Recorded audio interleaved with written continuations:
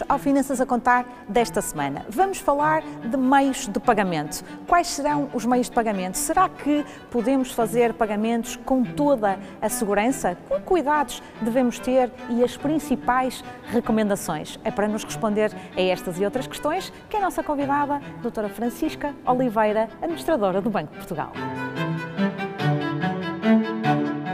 Olá, doutora Francisca. Olá, Karina. Falando aqui sobre os meios de pagamento online, existem diferentes opções no mercado, o cartão de crédito, o PayPal, o MBWay. O que é que nós devemos saber de cada um deles?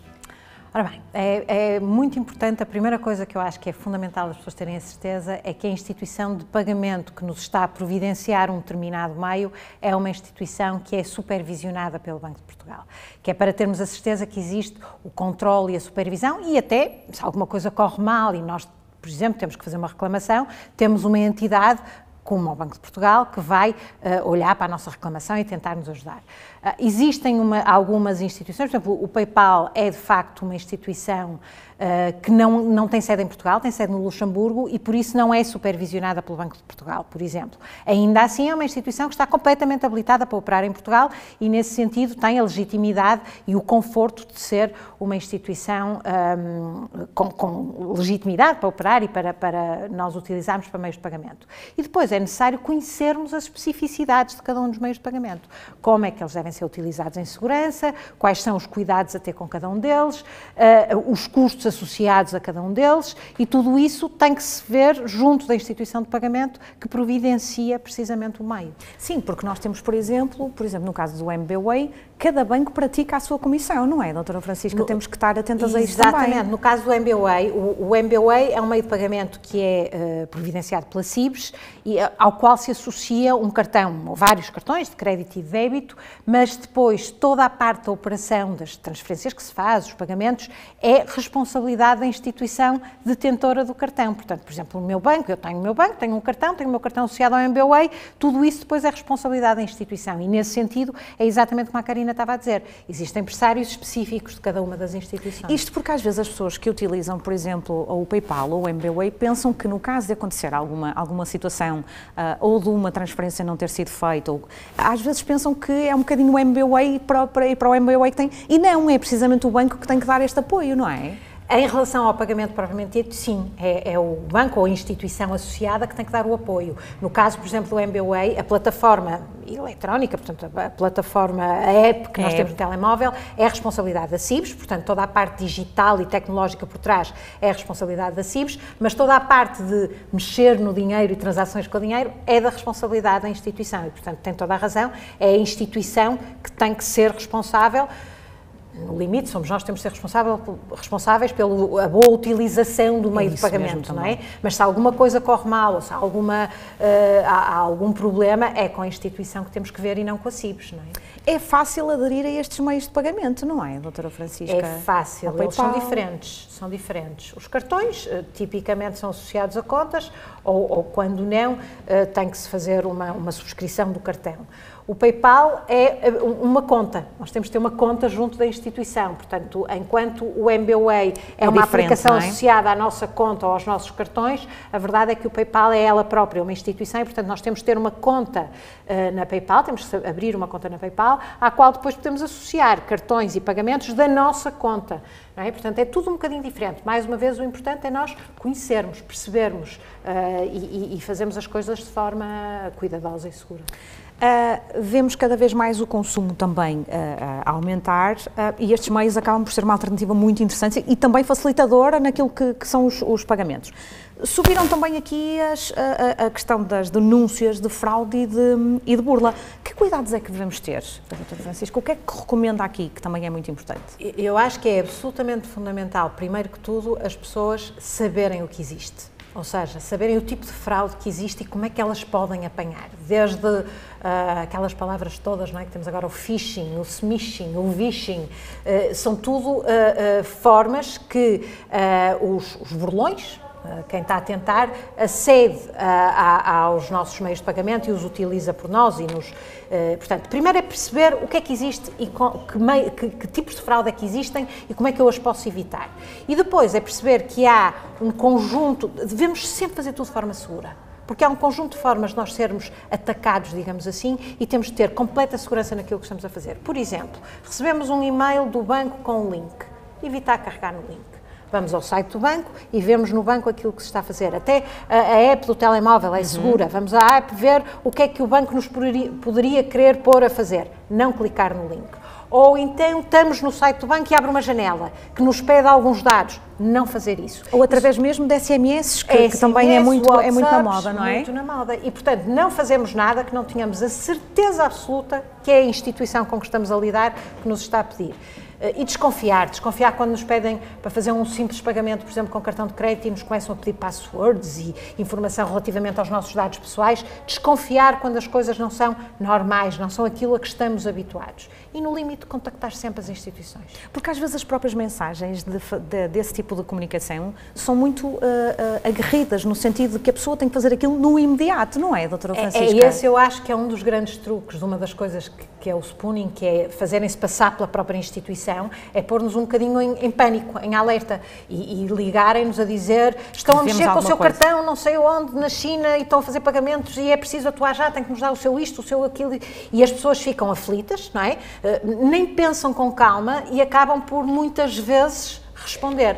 É preciso sempre não esquecer. Os bancos ou as instituições de pagamento, quando nos chamam ou quando nos ligam por algum, é com calma, é com ponderação, perguntam-nos, conhecem a nossa situação. Portanto, não reagir nunca por pânico e por medo, porque eles utilizam muito essa urgência. Resposta rápida, não é? Resposta rápida para nos fazer ter comportamentos que não são seguros. Doutora Francisca, o que é o serviço 3D Secure? Hoje em dia o Banco de Portugal obriga a uma coisa que se chama autenticação forte. A autenticação forte significa que para fazer um pagamento online tem que ser pedido 2 de 3 elementos. Os 3 elementos são conhecimento, saber uma password, um PIN, posse, por exemplo, ter comigo o meu telemóvel, eles mandam-me uma mensagem, eu respondo, e aquilo que se chama inerência, aquelas coisas mais óbvias, reconhecimento facial ou impressão digital. O 3D corresponde ao elemento posse. No fundo é um protocolo associado a um cartão e em que, para eu fazer um pagamento, me mandam uma coisa que se chama one-time message, portanto é uma mensagem uma única vez, com um código ou um número, para eu utilizar para validar o pagamento. Isso é feito em todos os meios de pagamento, por exemplo? A autenticação forte exige que se escolha 2 dos 3, portanto pode não ser o 3D, mas em muitos dos pagamentos, de facto, é escolhida essa opção. O que torna aqui, ou o que dá aqui uma segurança acrescida, não é? Uma segurança grande, sim. É, não é? Esta autenticação forte torna, a não ser em caso de fraude, lá está aquilo que é difícil, mas a autenticação forte torna muito seguros os pagamentos online. De facto, hoje em dia, a partir do momento, por exemplo, em Portugal, aquilo que se utiliza muito é termos que ir à app do nosso banco confirmar o pagamento. Esse tipo de confirmação, usando 2 destes 3 elementos, torna, de facto, os pagamentos online muito seguros. O Banco de Portugal sugere 3 formas seguras de realizar pagamentos online: referência multibanco, os cartões virtuais e instrumentos de pagamento de segurança. Pode-nos falar de cada um deles, doutora Francisca, que são todos importantes? Sim, são todos absolutamente importantes. A referência multibanco acaba por ser uma até mais tradicional. O tradicional, não é? Uma que já existia e que vinha até em faturas em papel com uma referência para pagarmos e é seguro, porque eu tenho aquilo, tenho que inserir aqueles dígitos, seja no meu computador, seja mesmo num ATM, numa caixa multibanco. Portanto, esse é extraordinariamente seguro, tradicional, válido e é difícil captarem dados meus quando eu estou a fazer um pagamento através de uma referência multibanco. Os cartões virtuais têm uma segurança adicional, é que os cartões virtuais, ao contrário de um cartão de crédito tradicional, só são criados para fazer um pagamento uma vez e, portanto, depois desaparecem. Ou seja, mesmo que me roubem o número e os dados desse cartão, ele já está inativo e, portanto, não pode ser utilizado. Daí, por exemplo, em comparação a um cartão de crédito mais tradicional, que também é seguro se utilizado com as devidas cautelas e com os cuidados que deve ter, nós aconselhamos que o cartão virtual, utilizado uma única vez, acabe por ser mais seguro. E depois os pagamentos de segurança acrescida, em que se faz a autenticação forte e em que se tem, de facto, aquilo que eu falava há bocado e a garantia que aquilo que se está a fazer é validado pelo próprio e é validado de uma forma extraordinariamente segura e, pelo menos, com 2 formas diferentes, para termos a certeza que quem está a pagar é o detentor do meio de pagamento. Nós, por exemplo, no caso do cartão de crédito, temos os seguros associados no caso de algum roubo ou Também é importante nós sabermos quais são as coberturas que estão associadas aos próprios cartões de crédito, no caso dos seguros, não é? É fundamental sabermos aquilo que está associado a todas as formas que nós temos de estar cobertos nos meios de pagamento. Os cartões de crédito, é isso que a Karina dizia, têm geralmente seguros associados, dado aí geralmente até nem é pela instituição bancária, é pela instituição de pagamento, o Visa, o Mastercard, esse assim, e depois também nos outros meios de pagamento, quer o MBWay, quer o PayPal, aquilo tudo que já tivemos a falar, há sempre formas de sermos ressarcidos se, da parte da instituição de pagamento, não houver os cuidados da exigência da autenticação forte. Portanto, desde que não haja um comportamento fraudulento do próprio detentor, obviamente, o banco, isso é muito importante as pessoas saberem, se não houver o cuidado de utilização da autenticação forte por parte da instituição de pagamento, a instituição é responsável por aquilo que possa acontecer com o meio de pagamento. Doutora Francisca, se eu lhe pedisse, para terminarmos, 2 dicas para relativamente aos meios de pagamento que as pessoas devem ter. Ora bem, como tudo que tem a ver com o online e com a utilização do online, informação, informação, informação. As pessoas devem saber quais são os preços que estão a pagar, os custos associados, os riscos, quem são as instituições que os operam, para sabermos o que é que estamos ou não, que tipo de riscos estamos a correr, aquilo que eu dizia logo no início, se é uma instituição de pagamento que está habilitada pelo Banco de Portugal. Portanto, informação, informação, informação, conhecimento, não utilizar coisas que não temos a certeza. Há pouco tempo foi noticiado uma fraude com a MBWay no OLX e tinha só a ver com desconhecimento das pessoas que estavam a pagar com a MBWay. Não percebiam muito bem como aquilo funcionava e aquilo foi fácil serem vítimas de fraude. Portanto, eu diria conhecimento e depois adequação. Utilizar aqueles meios que são mais adequados. Para pessoas que têm alguma dificuldade em mexer em apps de telemóvel, se calhar o MBWay não será o mais adequado. Portanto, termos também noção daquilo que é mais adequado de acordo com o que é as nossas práticas, os nossos hábitos e os nossos conhecimentos. Muito obrigada, doutora Francisca. Nada. Obrigada.